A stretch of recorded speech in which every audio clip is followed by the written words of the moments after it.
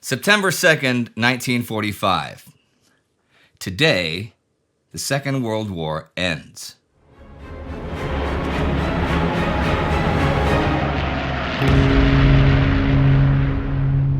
I'm Indy Neidell. This is World War II.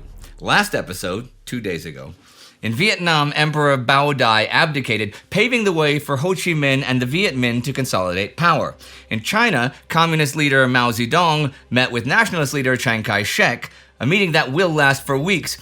But the situation in China is pretty unstable, and an American soldier was even killed by the Chinese communists in Manchuria. Several more areas of Japan's occupied territory surrendered, including Burma. In Japan itself, Douglas MacArthur arrived to take control of the Allied occupation government there, and an Allied fleet arrived in Tokyo Bay in preparation for Japan signing the instrument of surrender to be signed today, September 2nd. That is not the only big thing that happens today, though. In Vietnam, Ho Chi Minh's DRV, Democratic Republic of Vietnam, is proclaimed in Hanoi this day as an independent nation. Former Vietnamese Emperor Bao Dai is supreme advisor. The Japanese threw out the French government back in March, and Ho and Bao do not wish for them to return. Bao actually wrote a letter to French leader Charles de Gaulle in 1944. You have suffered too much during 4 deadly years not to understand that the Vietnamese people, who have a history of 20 centuries and an often glorious past, no longer can support any foreign domination or foreign administration. You could understand even better if you were able to see what is happening here, if you were able to sense the desire for independence that has been smoldering in the bottom of all hearts and which no human force can any longer hold back. Even if you were to arrive to reestablish a French administration here, it would no longer be obeyed. Each village would be a nest of resistance. Every former friend and enemy, and your officials and colonials themselves would ask to depart from this unbreathable atmosphere. Ho Chi Minh writes this new Vietnamese declaration himself, and it is modeled after the American Declaration of Independence. I won't read the whole thing, but the beginning goes like this. All people are created equal. They are endowed by their Creator with certain inalienable rights. Among these are life, liberty, and the pursuit of happiness. This immortal statement was made in the Declaration of Independence of the United States of America in 1776. In a broader sense, this means all the peoples on the earth are equal from birth. All the peoples have a right to live, to be happy and free. The Declaration of the Rights of Man and of the Citizen of the French Revolution, made in 1791, also states, all men are born free and with equal rights, and must always remain free and have equal rights. Those are undeniable truths. It goes on for a while about all the horrible things the French have either done to the country or that Ho thinks they've done to the country. It is both, though Ho is mostly right. It then talks about the French failure to protect the Vietnamese from the Japanese. Then it declares absolute independence from France with no further obligations to France. Then the Vietnamese Declaration of Independence ends with this. Vietnam has the right to be a free and independent country, and in fact, it is so already. And thus, the entire Vietnamese people are determined to mobilize all their physical and mental strength, to sacrifice their lives and property in order to safeguard their independence and liberty. Well, things are anything but over in Vietnam and anything but smooth. An independence rally in Saigon turns ugly when the French open fire and kill 47 demonstrators. Vietnam might become yet another battleground between communist and anti-communist forces, perhaps even soon.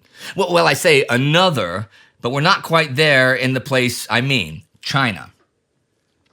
I want to talk about the importance of Manchuria, northern China, at the moment, to the Chinese communists, the Chinese nationalists, the Soviets, who are there in force just now after invading it a few weeks ago, or whoever is in Manchuria at any given time.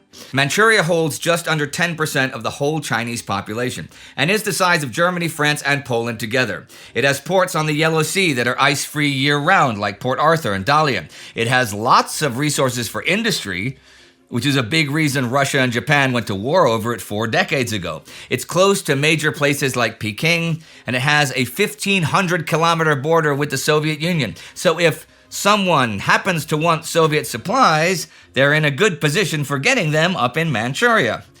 Controlling Manchuria does not, of course, mean controlling China.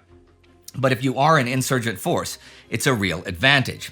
That is something Chinese Communist leader Mao Zedong is well aware of. In fact, back at the Chinese Communist Party Congress a few months ago, he explained that to counter the nationalist industrial region around Shanghai, the communists would have to really have industry and communications up in the north.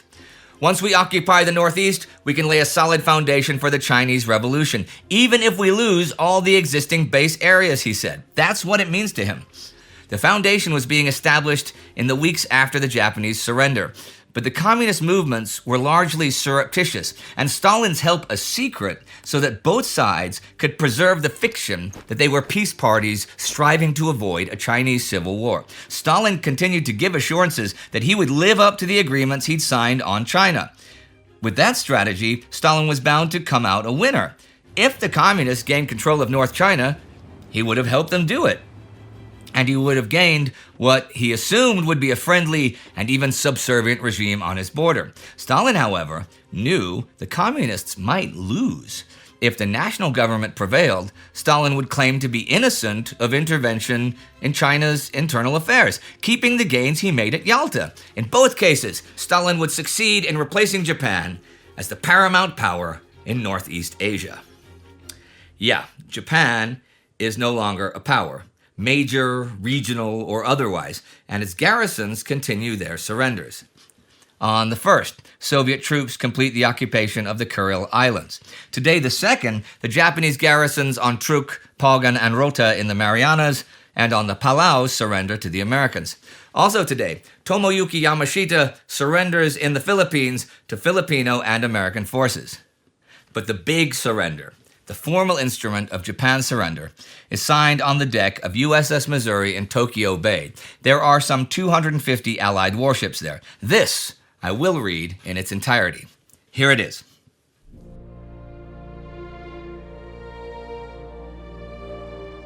We, acting by command of and in behalf of the Emperor of Japan, the Japanese government, and the Japanese Imperial General Headquarters, hereby accept the provisions set forth in the declaration issued by the heads of the governments of the United States, China, and Great Britain on the 26th of July, 1945 at Potsdam, and subsequently adhered to by the Union of Soviet Socialist Republics, which four powers are hereafter referred to as the Allied Powers.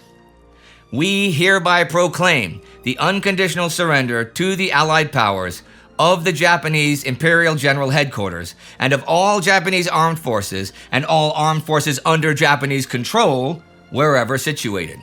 We hereby command all Japanese forces wherever situated and the Japanese people to cease hostilities forthwith, to preserve and save from damage all ships, aircraft, and military and civil property, and to comply with all requirements which may be imposed by the Supreme Commander for the Allied Powers or by agencies of the Japanese government at his direction.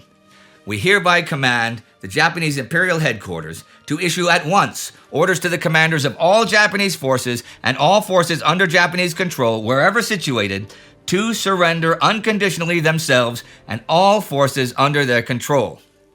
We hereby command all civil, military, and naval officials to obey and enforce all proclamations, orders, and directives deemed by the Supreme Commander for the Allied Powers to be proper to effectuate this surrender and issued by him or under his authority. And we direct all such officials to remain at their posts and to continue to perform their non-combatant duties unless specifically relieved by him or under his authority.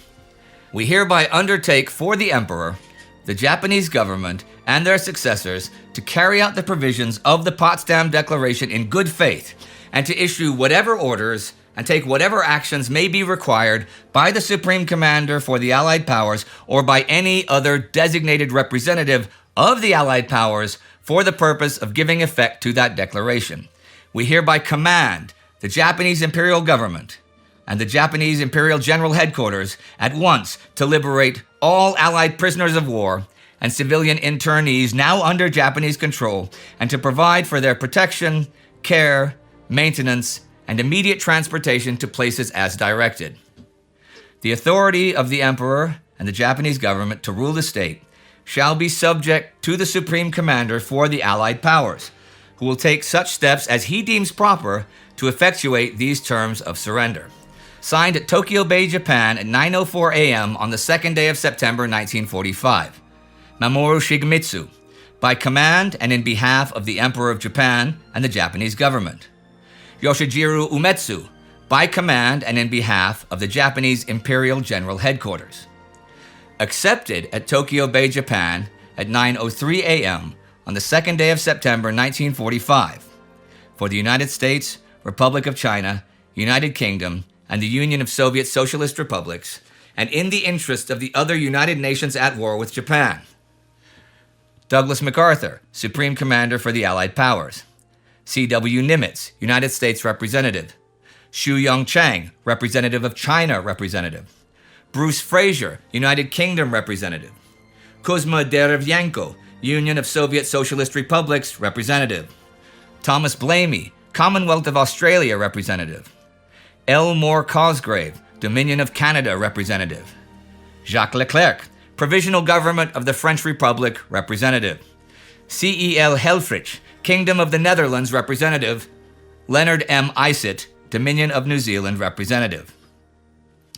Wake Island will surrender on the 4th. On the 7th, the Japanese on the Ryukyu Islands surrender. On the 9th, the Japanese surrender in China in Nanjing. Yasuji Okamura signs for the Japanese, He Yingxin for the Chinese nationalists. On the 12th, the surrender of Japanese forces in Southeast Asia is concluded in front of Louis Mountbatten in Singapore. General Seishiro Itagaki signs for Japan. Mountbatten declares, "I have come today to receive the formal surrender of all Japanese forces within Southeast Asia Command. I wish to make this plain. The surrender today is no negotiated surrender. The Japanese are submitting to superior forces now massed here." Bill Slim, who we've seen a lot of this war, notes of the Japanese, "Their plight moved me not at all. I knew too well what these men and those under their orders had done to their prisoners. They sat there apart from the rest of humanity. If I had no feeling for them, they, it seemed, had no feeling of any sort, until Itagaki leaned forward to affix his seal to the surrender document. As he pressed heavily on the paper, a spasm of rage and despair twisted his face. Then it was gone, and his mask was as expressionless as the rest.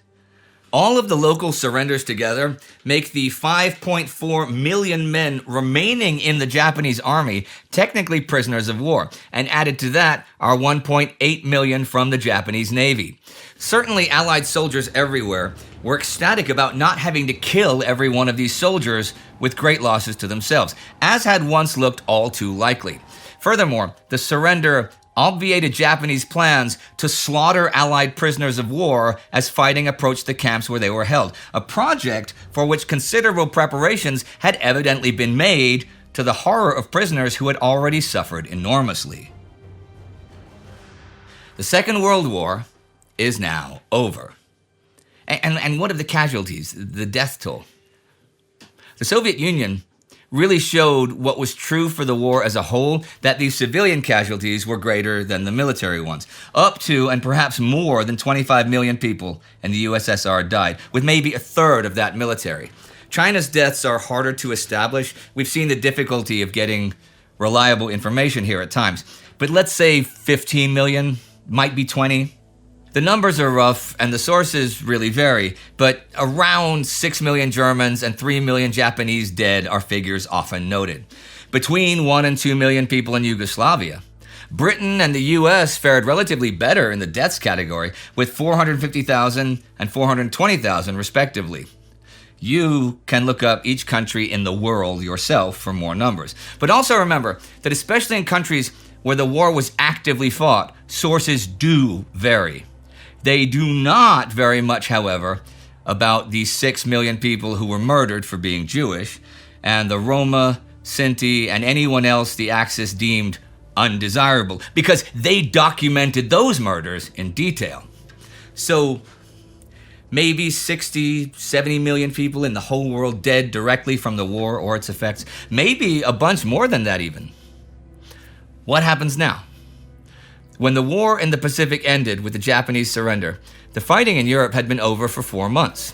In both areas, peace was accompanied by turmoil. In East Asia, the stages of Japanese forces surrendering in widely scattered areas from Burma to New Guinea, from Luzon to Java, were a lengthy and complicated process, and one followed soon after by troubles between local nationalistic groups and returning colonial powers. Only in Japan itself, ironically, was there a real peace at a time when China was about to dissolve into renewed or continued civil war. But everywhere, there was at least a sense of hope that, with the end of the fighting, things would somehow be better.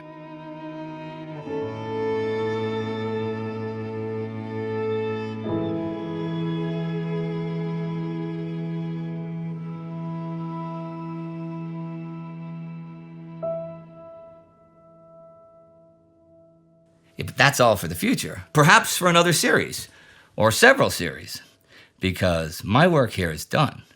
Yeah? My work covering this World War, from beginning to end, week by week, 52 weeks of the year on all fronts, for 6 years and 1 day. This is it. I actually have myself done the research and writing for every single one of the regular episodes, though not the specials, well, a few of them, and most, though not all, of the extra weekly regular episodes. The other writers and the crew that have produced, written, edited, and released this channel, with all of its various series and specials, are the coolest bunch of people you would ever hope to meet. We recently released a 10th anniversary special video that introduced all of them, so I'm not going to do the whole thing again. But please go and watch that if you haven't already. See, it's been 10 years since myself, Spartacus, and Astrid began producing historical documentaries this way, our way. That's what the special is about. The whole story of how it began and all that. Sparty and Astrid are actually here, too. Say hi. Hi. And Anna's here, too. Hello. And Sebastian's here, too. Hi. We have now done both world wars. Oh, I would like to mention the Chieftain and the Tank Museum Bovington because they've contributed to this channel and they're not mentioned in that special. So what now? What happens now? Is this going to turn into just another regular World War II channel that covers stuff about the war?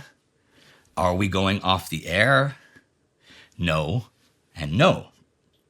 First of all, there will be some epilogue specials coming out soon. There are a lot of loose ends to tie up.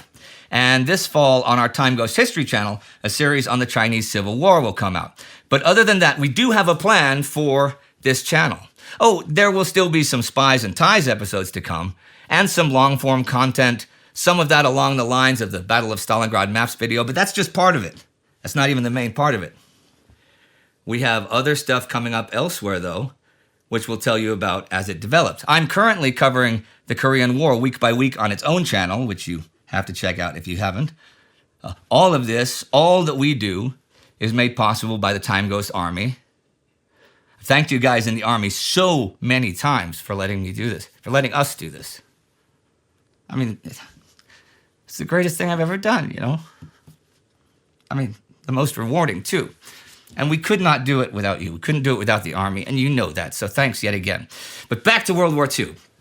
For 6 years, I've been writing these scripts covering the 314 weeks of the war just to reach the point where I say, and it really is the only thing I can say, I'm Indy Neidell. That was World War II.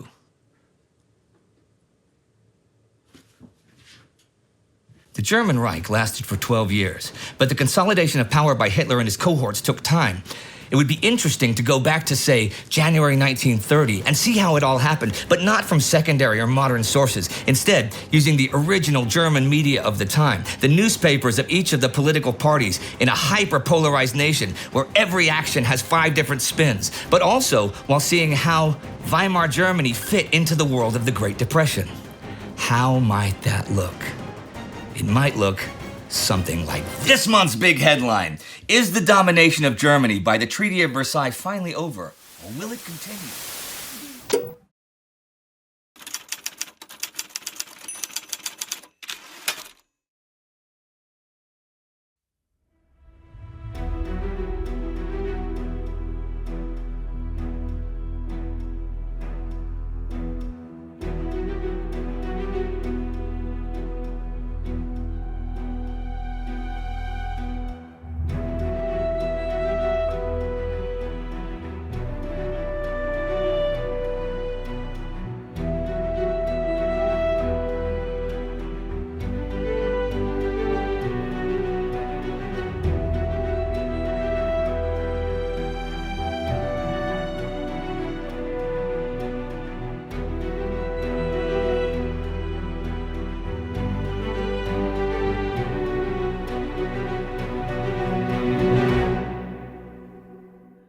And then it cuts.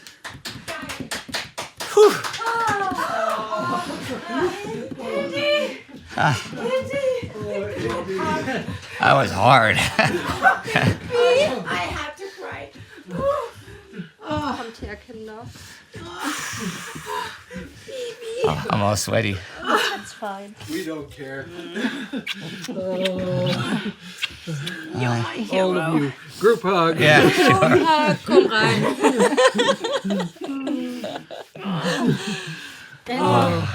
Indy, you're the best. Yes. Thanks. You did it, man. You did it, man. You did Yeah. it, man. You all did it.